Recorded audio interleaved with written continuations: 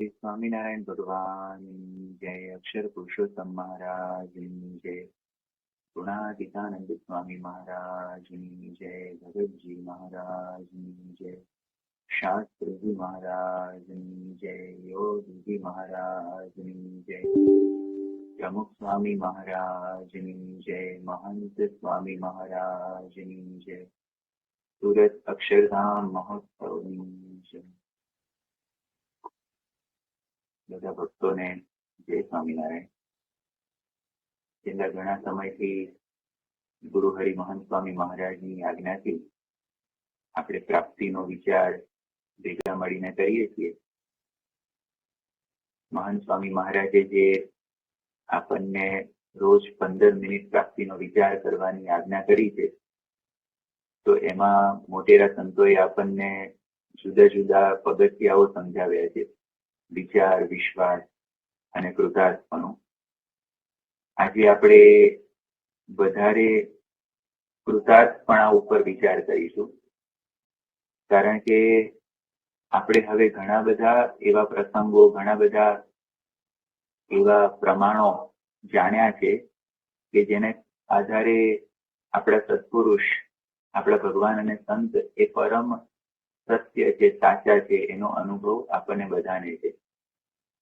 અને એમના અંતરની અંદર આપણને ખૂબ આગળ વધારવાની ઈચ્છા છે, એ પણ આપણને પ્રસંગે પ્રસંગે ખ્યાલ આવે છે। જેમ કે 59ની સાલમાં, ઈસવીસન 1959, એ વર્ષે બ્રહ્મ સ્વરૂપ યોગી મહારાજ એકવાર વરણામાં ગામની અંદર ગયેલા અને રાત્રે 11 વાગે યુવકોને ભેગા કર્યા અને પ્રેરણા વચનો ઉચ્ચારવા લાગ્યા। અને એમાં વાત કરતા કરતા અચાનક યોગી બાપા ખડખડાટ હસવા લાગ્યા।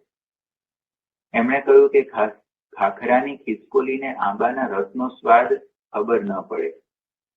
વળી પાછા હસવા લાગ્યા અને કહ્યું કે તમને બધાને એ આંબાનો રસ ચખાડવો છે। આ મહારાજ અને સત્પુરુષોનો સંકલ્પ છે। ખરેખર આપણે એમની આગળ ખાખરાની ખિસકોલી જેવા છીએ, અતિશય પામર છીએ। આપણને ભગવાનના સુખનો લેશ માત્ર અનુભવ નથી। આપણને કેવા સુખનો અનુભવ છે, આપણને શું અનુભવાય છે? તો આપણને આમ આપણી જીભ ઉપર કંઈક વાનગી મુકાય, આપણી ભાવતી વાનગી, તો આપણને મજા આવે, એ આપણને સુખનો અનુભવ। કદાચ આપણને કોઈક વ્યક્તિ આપણા વખાણ કરે તો આપણને અંતરની અંદર ગલગલિયા થાય, એ આપણને સુખનો અનુભવ। આપણે નાકથી આમ કંઈક સુગંધીમાન વસ્તુને સૂંઘીએ, કંઈક સુંવાળી વસ્તુનો સ્પર્શ કરીએ, આ બધી વસ્તુઓ આપણને સુખ ઉપજાવે છે। સારું સંગીત સાંભળીએ, મજા આવે। આ આપણા માટે લૌકિક પંચ વિષયમાંથી અનુભવાતું સુખ છે। ભગવાનનું સુખ આપણે ક્યારેય અનુભવ્યું જ નથી। અને જે વસ્તુનો અનુભવ જ આપણે પૂર્વે ના કર્યો હોય, એની વાત જ્યારે બીજાને સમજાવવી હોય, અથવા તો બીજા કોઈક વાત આપણને કરે ને આપણે સમજવી હોય, તો એ બહુ જ કઠણ પડે। દાખલા તરીકે કોઈક વ્યક્તિએ ક્યારેય પણ ગળી વસ્તુ ન ખાધી હોય, સ્વીટનો એને ક્યારેય અનુભવ જ ના હોય। કોઈ શેરડી, કોઈ કેરી, કોઈ ગોળ, ખાંડ, એવી કોઈ પણ સ્વીટ વસ્તુ ખાધી નથી, અને એની આગળ આપણે વર્ણન કરવાનું કે કેરીનો રસ બહુ જ સરસ લાગ્યો મને, આ જે મને ચોકલેટ બહુ જ સરસ ભાવી, મજા આવી ગઈ, ચોકલેટ બહુ સારી, તો બોલનાર વ્યક્તિ છે એને અનુભવાય છે, પણ જેને સંભળાવે છે એને તો શું અનુભવાય? કેવી ગળી વસ્તુ લાગી, આ ચોકલેટ ગળી છે, કેવી ગળી, કઈ ખબર જ ના પડે। એવી જ રીતે ભગવાનનું સુખ આપણે અનુભવ્યું નથી, એટલે આપણને ખબર જ નથી। મહંત સ્વામી મહારાજને ઘણીવાર પૂછવામાં આવેલું કે બાપા આપને ભગવાનના સુખનો અનુભવ કેવો થાય છે? તો બાપા ઘણીવાર કહેતા હતા કે હું જે વસ્તુ અનુભવું છું એ તમને ટ્રાન્સફર ના કરી શકું, એ તો તમારે અનુભવ કરવો પડે। તો પછી આપણને પ્રશ્ન થાય કે આ અનુભવ કેવી રીતે આપણે કરી શકીએ? તો શ્રીજી મહારાજે આપણને ઉપાય બતાવ્યો છે વિશ્વાસ. હવે જો આપણે એટલો વિભાગ, એટલી બાબતો સમજી ગયા છીએ કે આપણને જે મહારાજ અને ગુરુ પરંપરા મળી છે એ પરમ સત્ય બોલે છે. એમના ઐશ્વર્યો જાણીને, એમના સદગુણો જાણીને એમને ક્યાંય કોઈ પણ પ્રકારનો સ્વાર્થ નથી. અને આવા ભગવાનને સંતના વચનમાં વિશ્વાસ જ્યારે આપણે રાખીએ તો લોયાના 10મા વચનામૃતમાં મહારાજે કહ્યું કે જે વિશ્વાસી હોય, કહેતા એમ સમજતો હોય, જે આવા મોટા સંત તથા ભગવાન તે જે વાત કરે છે એમ જ છે, પણ એમાં કાંઈ સંશય નથી, એમ સમજીને તે ભગવાન તથા સંત જેમ કહે તેમ કરવા લાગે, એ જ વ્યક્તિ સુખીઓ છે. મહારાજે આવી રીતે જે વિશ્વાસી હોય ને એને સુખીઓ કહ્યો છે અને એને સુખ થાય છે. એટલે કે ખરેખર તો દુનિયાની અંદર બુદ્ધિશાળી કોને કહેવામાં આવે? કે જે પોતાના સુખના માટે પ્રયત્ન કરે. જેમ દુનિયાની અંદર સુખ મનાયું છે પૈસામાં, તો પૈસા માટે પ્રયત્ન કરે એ બુદ્ધિશાળી. જેમ દુનિયાની અંદર સુખ મનાયું છે સત્તામાં, ફેમમાં એટલે પ્રસિદ્ધિની અંદર, એના માટે જે પ્રયત્ન કરે એ બુદ્ધિશાળી. તો મહારાજ અહીંયા આગળ એવી જ રીતે કહે છે કે કોણ સુખીઓ છે? તો આવી રીતે વિશ્વાસ રાખીને ભગવાન અને સંતના વચનોને ધારે છે, સુખીઓ છે. એટલા માટે સુખ માટે પ્રયત્ન કરે છે, બુદ્ધિશાળી છે. એટલે હવે આપણે મહારાજના અભિપ્રાય પ્રમાણેના બુદ્ધિશાળી બનવા માટે પ્રયત્ન કરીએ, એટલે કે એમના જ વચનોની અંદર વિશ્વાસ રાખીએ.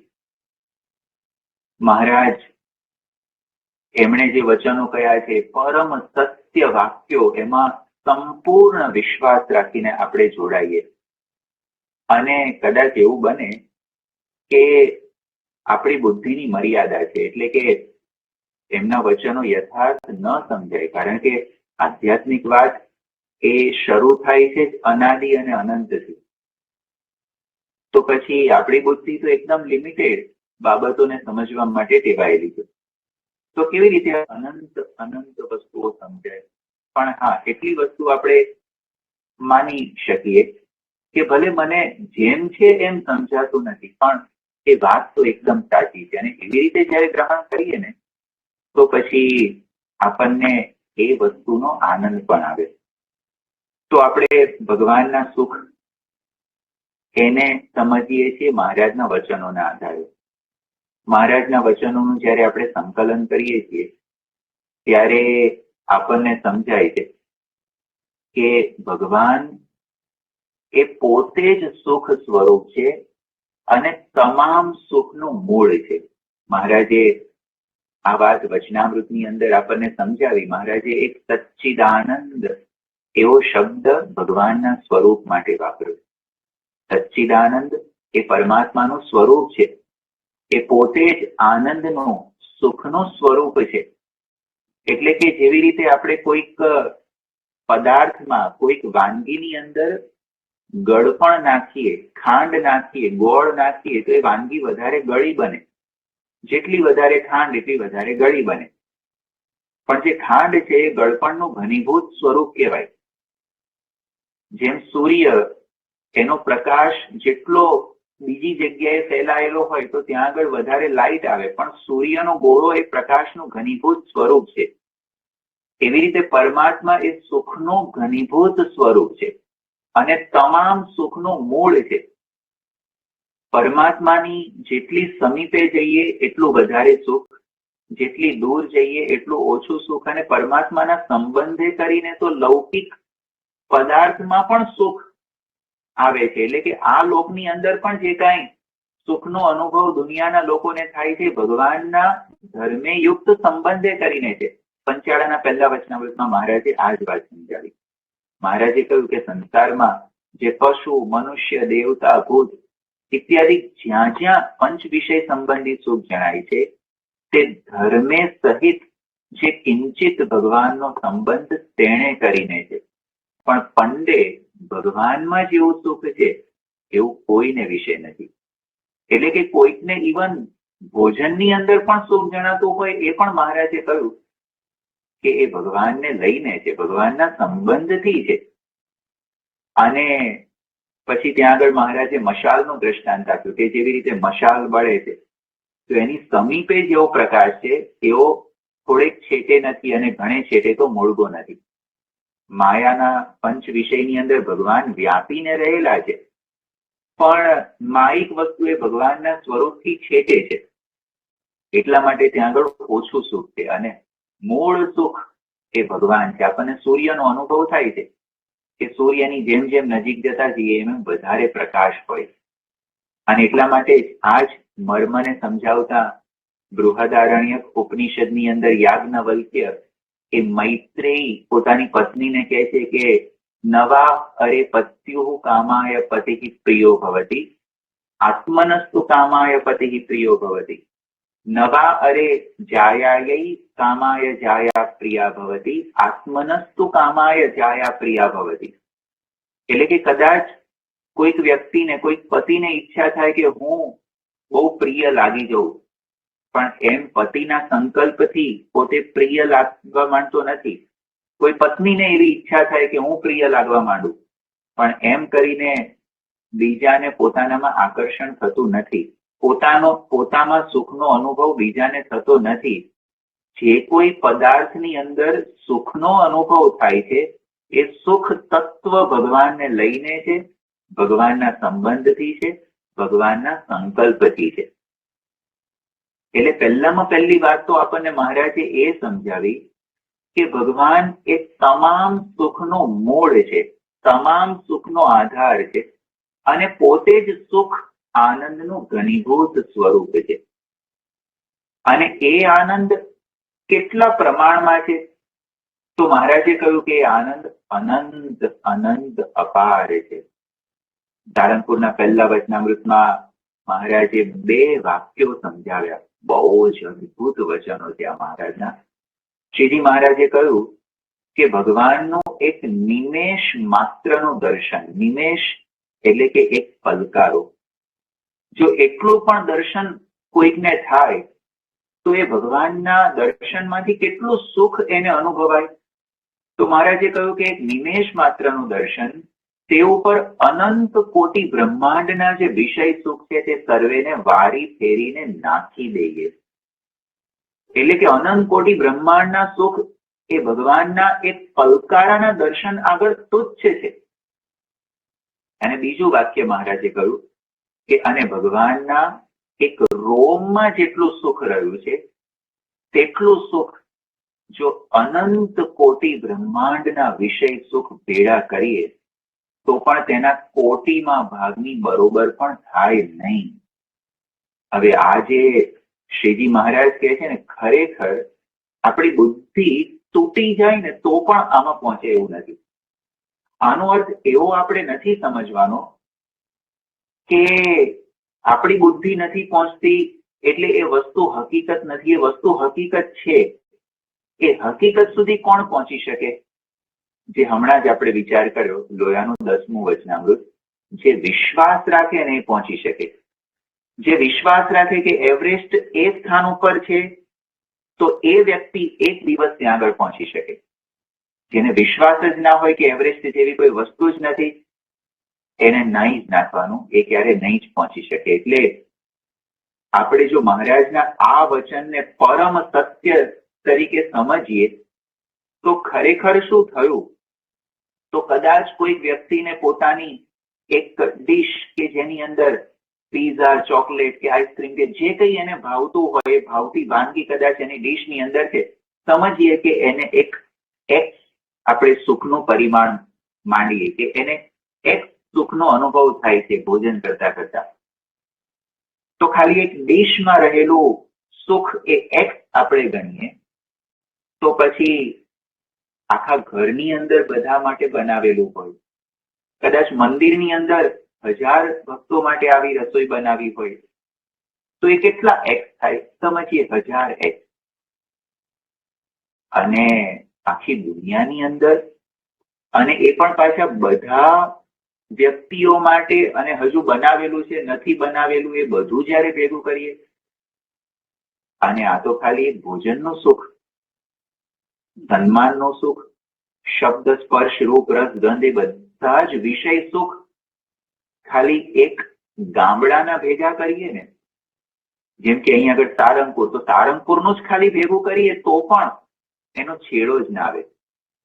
અને એમાં એક ગુજરાત, એક ભારત, અને એમાં અમેરિકા અને ઓસ્ટ્રેલિયા અને સ્વિટ્ઝરલેન્ડ ને યુકે, યુરોપ ને બધા દેશો, જયારે મિડલ ઈસ્ટ ને બધા ભેગા થાય, આખી દુનિયાના આવા બધાનું બધું સુખ ભેગું કરીએ તો કેટલા એક્સ બને. અને બધું જ એક્સ એક કોન્સન્ટ્રેટ ફોર્મ ની અંદર કોઈને આપવામાં આવે ને એ જયારે કોઈક લે અને એ આખી દુનિયાનું તમામ સુખ એક સાથે લઈ રહ્યો છે, એવું જયારે કોઈ કલ્પના કરે એ બુદ્ધિ ફાટી જાય ને તો પણ સમજાય એવું નથી. અને આવું તો શ્રીજી મહારાજે કહ્યું, આ દુનિયાની વાત નહીં, અનંત કોટી બ્રહ્માંડના બધા સુખ ભેગા કરીએ. કારણ કે આનાથી પર જે ભુવરલોક, સ્વર્ગલોક, મહરલોક, તપલોક, જનલોક ને એવા તો કેટલા કેટલા લોક છે.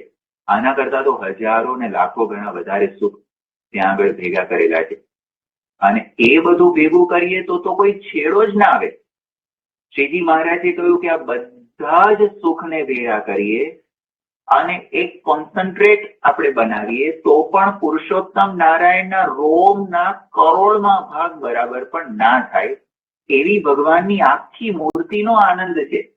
અને જો આ વાત કોઈને સમજાઈ જાય તો એ આનંદના મહાસાગરની અંદર ગરકાવ થઈ જાય. તો મહારાજના આ એક વચનને ધ્યાન રાખી અને આજે આપણે આ પ્રાપ્તિના વિચારની અંદર ગરકાવ થઈએ.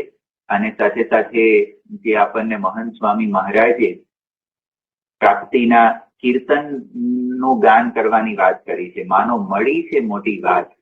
કારણ કે આવા મોટા સુખની પ્રાપ્તિ આપણને થઈ છે. ભગવાન સંકલ્પ કરી અને આપણું કલ્યાણ જે કરવાના છે અને એને લઈને આવી સમગ્ર એમની મૂર્તિનો આનંદ આપણને આપવાના છે, જે આનંદ અનંત મુક્તો ભોગવી રહ્યા છે. તો એ સુખનો આનંદ આપણને થશે. અને સાથે સાથે એવી મૂર્તિને હૃદયમાં ધારી અને આપણે એવો પ્રયત્ન પણ કરીએ કે એવો આનંદ થાય. તો એવા વિચાર સાથે આપણે માનો મળી છે મોટી વાત એ પદનું સમૂહની અંદર ગાન કરીએ. શ્રી સ્વામિનારાયણ ભગવાન.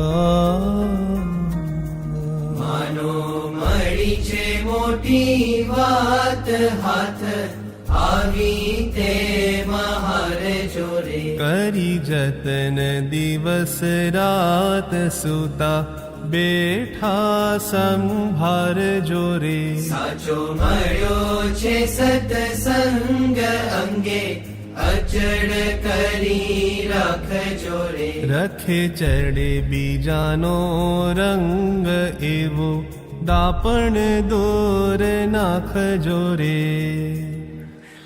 We satsang keep firmly at any cost. સત્સંગ જે તમારી ચોઈસ આવે કે whether to do this or સત્સંગના નિયમ લોકપા કે ના લોકપા. તો એટ ક્રિટિકલ મોમેન્ટ આવે કે where you are confused and you don't know, તો તે વખતે સત્સંગ બાજુ ઢળવું, inclination to satsang, inclined to satsang. તો that is best way. કેમ કે બીજું બધું તો આવ્યું છે ગયું છે, it does not matter much, પણ સત્સંગ we should not lose.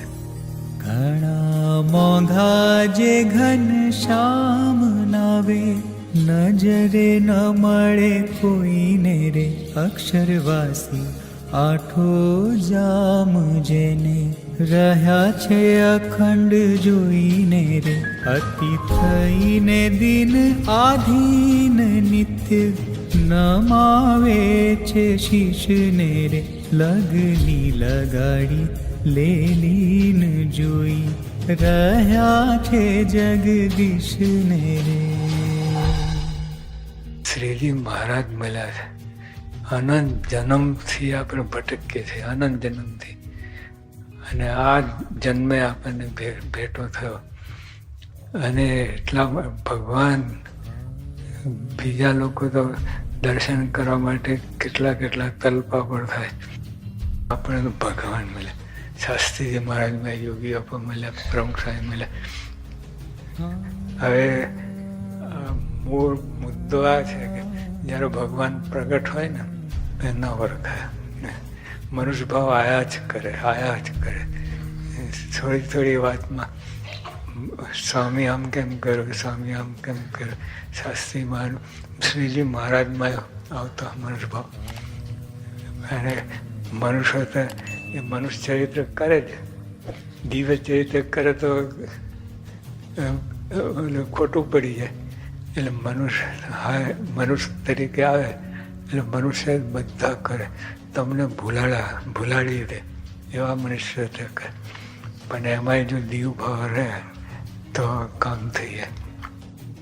મહારાજ સ્વામી મળ્યા છે, ક્યારેય મળ્યા નથી, અને જતન કંઈ ન રાખવું.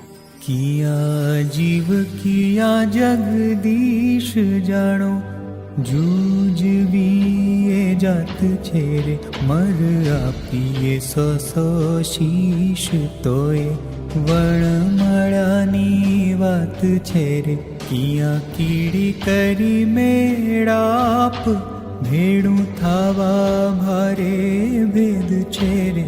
કિયા પૂર્ણ પુરુષોત્તમ વાપ કિયા જીવ જેને બહુ કેદ છે રે.